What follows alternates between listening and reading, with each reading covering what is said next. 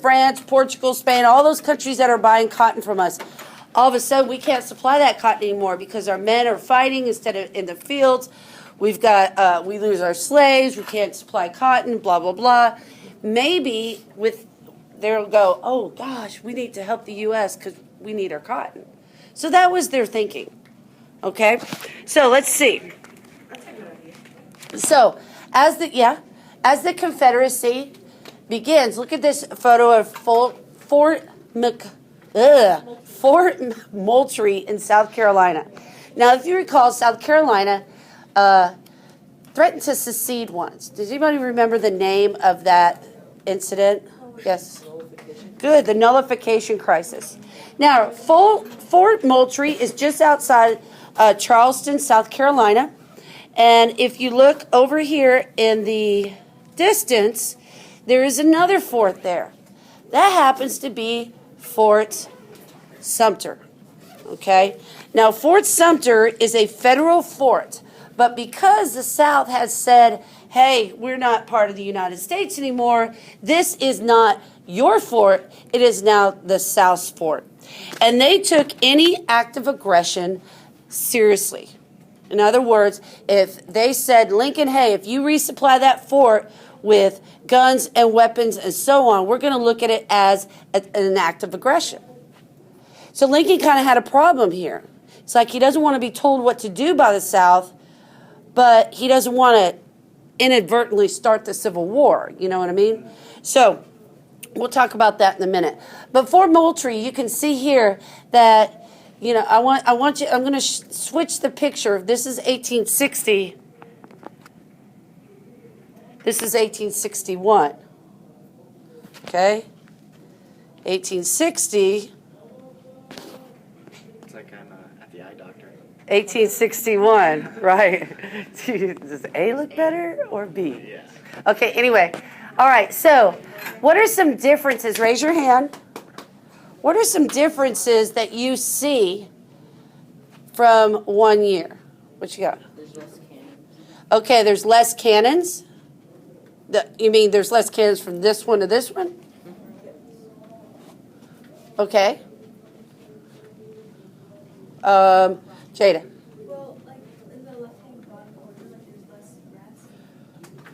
Right, it's a little bit more fortified right here. Whoops. Yes.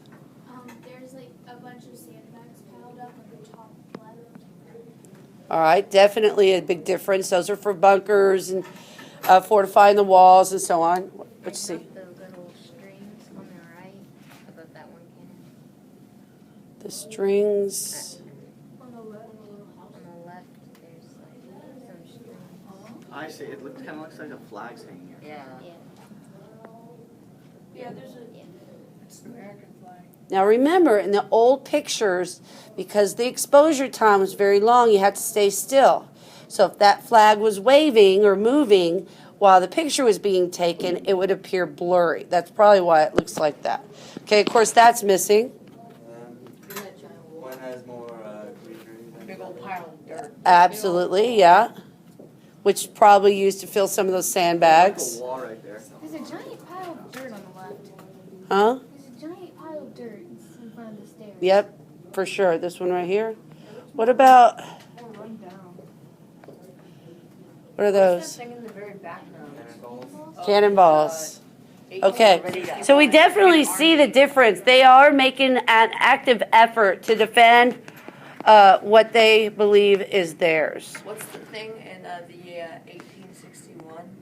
The back, there's like a. Yeah, the Looks very like a back. bunch of It looks people. like an army maybe. We said the Fort Sumter. That's Fort Sumter. That's Fort Sumter. All right. Now, Fort Sumter is a fort outside of the harbor of Charleston, as I had told you, and it needed supplies. So Lincoln had the decision, you know, do I supply this and cause the war? He said, but I don't want to be told what to do, so what I'm going to do instead is I'm going to just go ahead and send them general supplies. Not weapons, not gunpowder, anything like that, just general food supplies. And he did. But the South wasn't going to have it. Now here we see where Fort Sumter is located. And you can see what an advantage it would be to have this fort. For Moultrie, as you can see there, that's the one that we showed you in the picture. So it was easy for them to just burn it. Okay, so we send supplies. And I have this beautiful film that tells about began. This is a picture of the devastation. It's really shocking. I mean, I like what that guy said in the film about, it was the beginning, the bloodless battle that started the bloodiest war in our history. And it was true. Now today, you can go to Charleston and you can get a ferry and you can go out into the harbor and visit Fort Sumter. It's pretty cool. As you can tell by the picture, this is just the first level, where in the past it was like 2 or 3 levels higher than that. But they did use it for a while as an arsenal. This is a bunker that goes down into the ground. They used to have weapons. Today there's a museum and there's artifacts from the battle. And it talks about different people that were there. It's pretty cool. So if you ever get an opportunity to do that, it's pretty fun. And they've got all the cannons there in the courtyards and stuff underneath here. So, and they're huge. Okay, so after this, technically war is declared. Now, and that's on both sides. Now remember, we still have 4 other states that are still contemplating war. We've got Virginia, Tennessee, Missouri, and I want to say, what was the other one? Arkansas. And they're still contemplating whether or not to secede or not. Well, after these come out, on both sides, Friends of the South and Justice to Arms. Let's see, they're calling for recruitment posters, Union Blood Rifle Guards without delay. The South strikes the first blow. Okay, so now that's where everybody's starting to gather their armies. So, what do we do with ours? No, go ahead and add this. Skip a line. Or no, you don't have to skip a line. We're all on page 61. Go ahead and get this information down.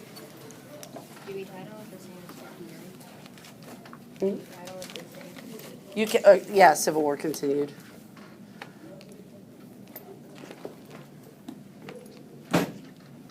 Ooh, Army. Now,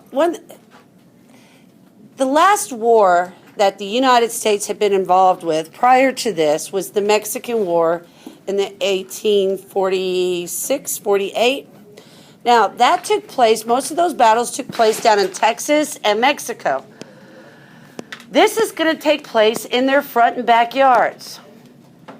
Nobody really had an experience with war and the destruction and the death.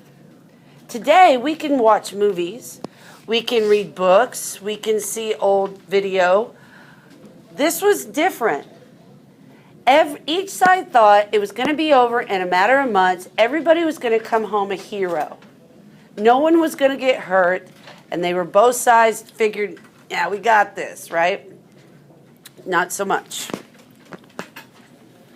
Now, the very first land battle that was planned was a place off just outside of Washington, D.C. called Manassas, Virginia, or Manassas Creek. So sometimes this battle might be referred to as Battle of Manassas. Now, it's called Bull Run. Now, they're both looking for a high area for them to take over. And news of this battle went out, and so people thought, cool, let's make a picnic and go.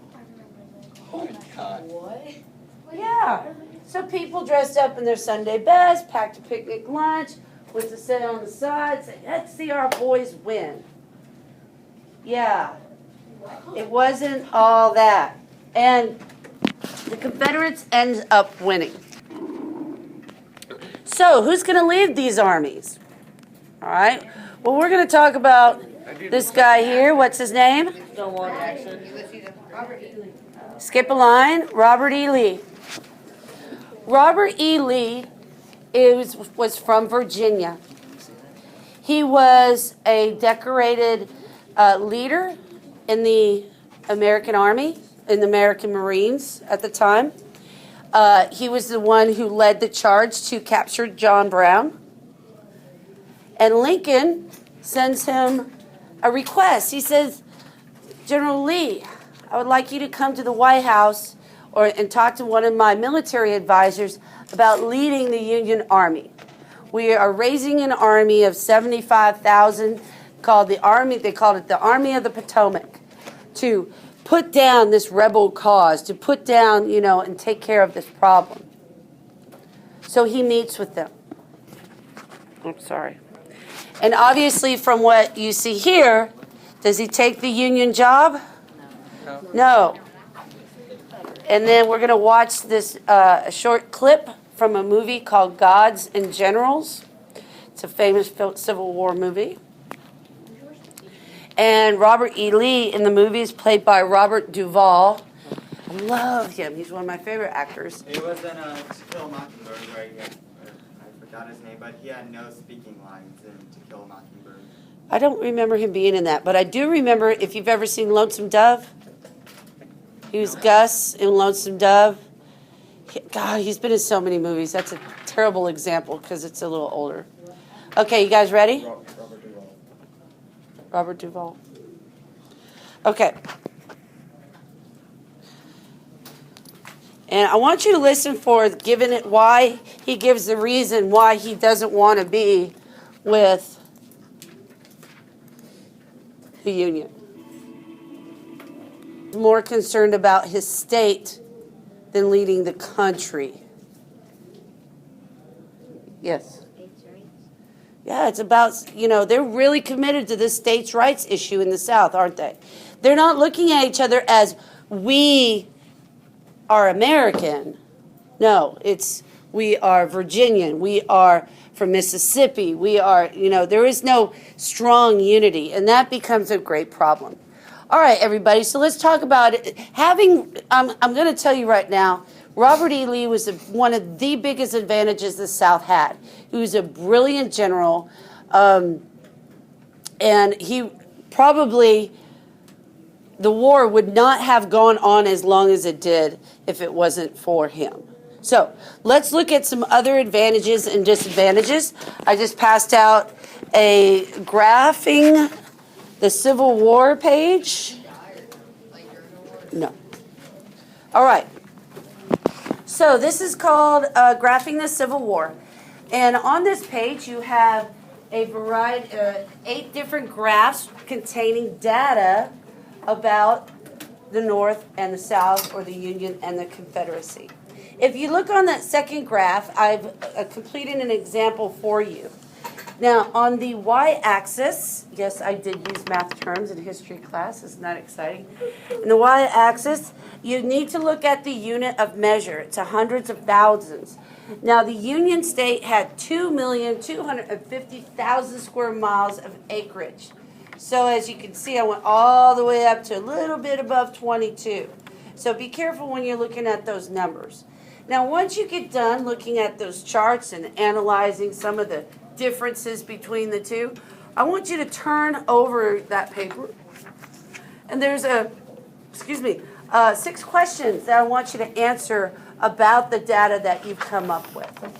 So by the time you end this assignment, it should give you a really good idea about some northern advantages and some southern advantages or disadvantages. Okay?